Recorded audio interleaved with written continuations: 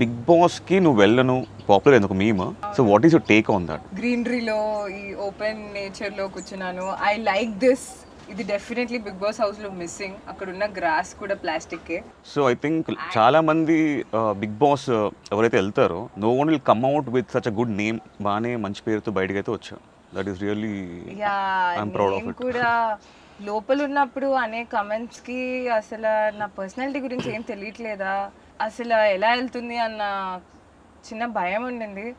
బయటికి వచ్చాక the love, the appreciation, like okay నేను చాలా కష్టమైన కొండ ఎక్కాను but it's all worth it అని అనిపిస్తుంది. ఎండింగ్ వచ్చిన తర్వాత ప్రతి వాళ్ళు ఒక సెలబ్రేషన్తో బయటకు వచ్చారు హౌస్లోంచి. కానీ నువ్వు అసలు నా క్లోజ్ వాళ్ళకే తెలుసు, నేను ఒక 5 days వర్క్ చేస్తే నాకు రెస్ట్ తీసుకోవడం అలవాటు. I know you are lazy.